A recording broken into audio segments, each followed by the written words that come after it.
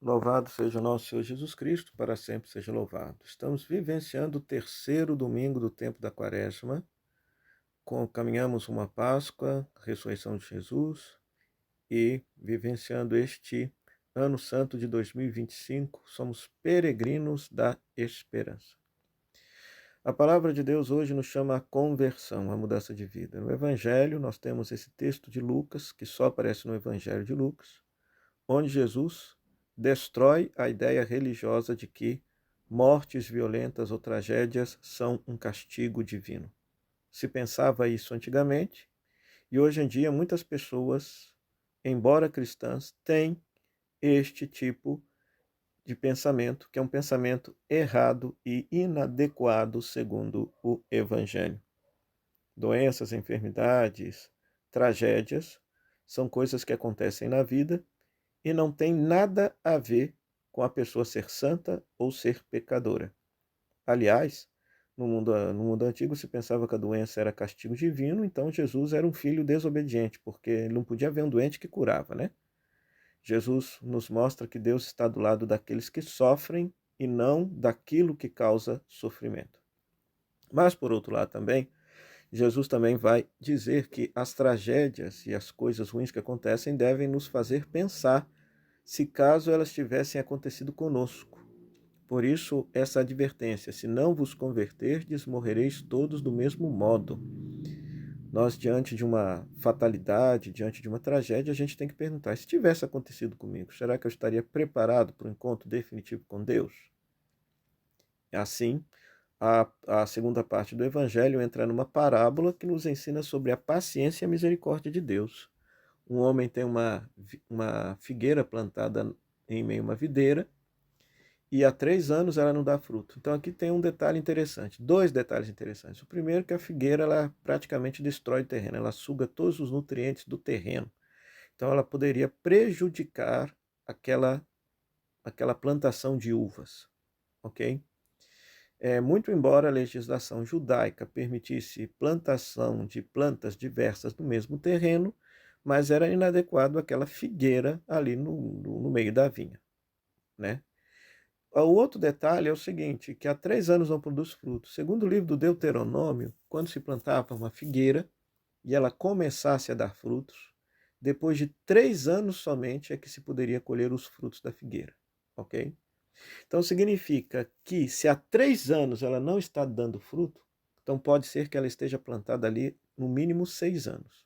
3 anos para esperar dar fruto, que seria o tempo adequado segundo a legislação, para poder se comer os frutos, e passados 3 anos, mais 3 anos sem dar frutos.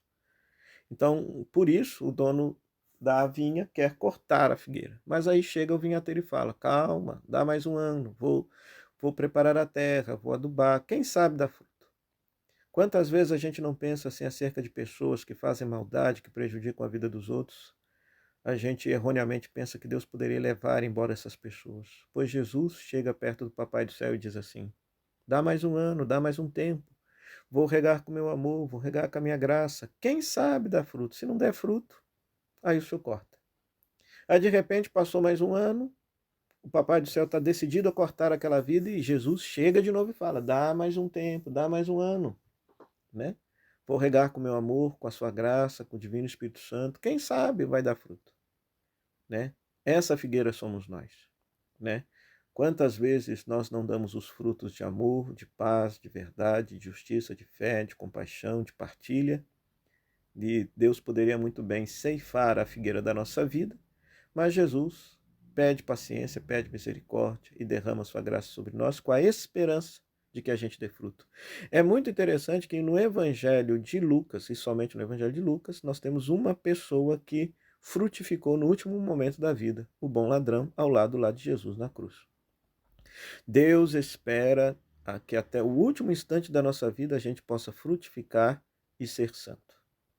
Mas não abusemos da misericórdia de Deus, porque a qualquer momento a figueira da nossa existência pode ser cortada. E queira Deus que quando ela for cortada, a nossa vida esteja cheia de frutos de amor, de paz, de carinho, de amor, bondade e solidariedade. Na primeira leitura, nós temos o relato da vocação de Moisés para ser libertador do povo de Deus. Esse texto, dois detalhes merecem atenção. Em primeiro lugar, porque Deus vocaciona Moisés para libertar o povo da escravidão. Ok?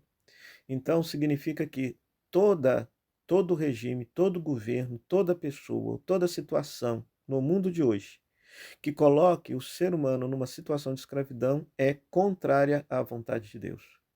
Regimes ditatoriais de direita, de extrema direita, de centro, de esquerda, de extrema esquerda, regimes ditatoriais religiosos, regimes ditatoriais ateus, todos eles são contrários à vontade de Deus, pois Deus criou o ser humano para ser livre. E ponto final.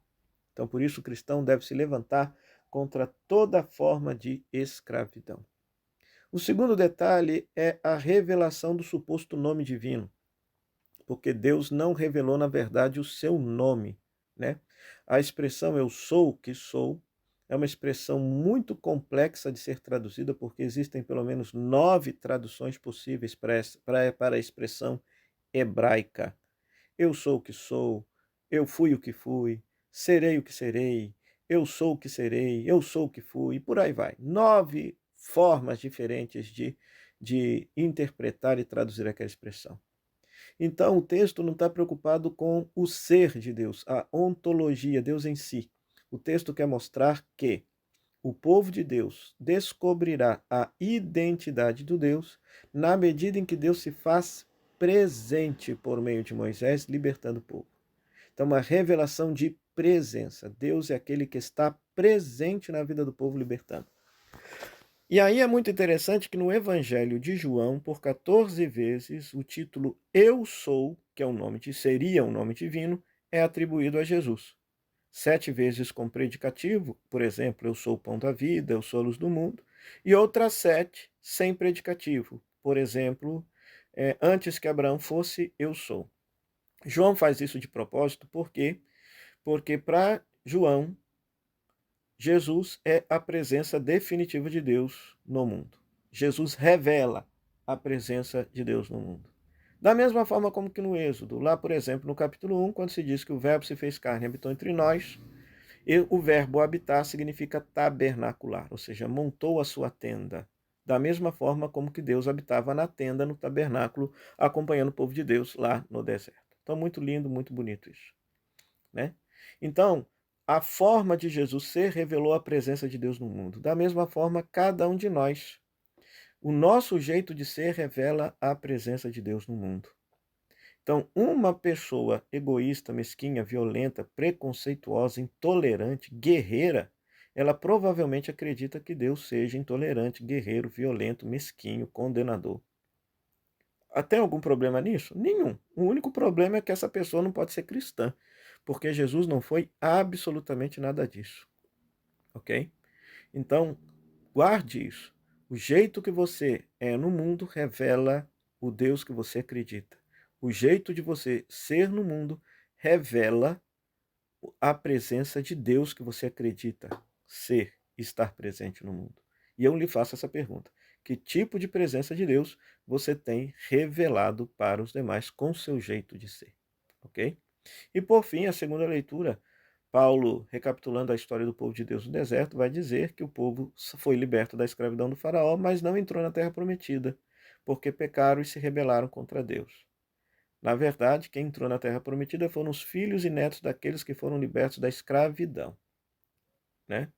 E aí ele exorta-nos dizendo que, apesar de Deus ter nos libertado da escravidão da morte e do pecado em Cristo, nós podemos perder essa liberdade. A vida eterna já nos foi dada de graça. O céu está escancarado para cada um de nós. Cada um tem o seu lugarzinho lá no céu. Já somos salvos da parte de Deus. Mas essa salvação pode ser perdida se nós não correspondemos a esse dom por meio de uma vida santa adequada à vida de Jesus. Então a gente não pode ficar arrotando o orgulho religioso de ser católico, de ser cristão, como se isso bastasse para ser salvo, né? Tem gente que pensa que pelo fato de pertencer a tal igreja ou tal religião, pronto, a sua salvação está garantida. Mas pura mentira. Isso é mentira. Porque, muito embora o céu já esteja aberto para cada um de nós, nós precisamos corresponder a esse presente, esse dom, por meio de uma vida santa, uma vida parecida com a vida de Jesus. E não sermos como aquele povo de Deus no deserto, que, embora livres, perderam a graça da liberdade, né? É um risco a gente ser como Moisés. Moisés fez o povo entrar na terra prometida, mas ele mesmo não entrou. Já imaginou a gente ajudar as pessoas a irem para o céu, mas a gente mesmo perder o céu e perder a vida eterna? Que Deus nos livre disso. Então, que Deus te abençoe, te conserve, que você possa viver esse tempo de graça, que é o tempo da quaresma, nesse espírito penitencial e de conversão, para que a sua vida de fato seja adequada à vida de Jesus e a eternidade que já lhe foi dada como dom, como esperança, possa um dia se concretizar na sua existência. Louvado seja o nosso Senhor Jesus Cristo, para sempre seja louvado.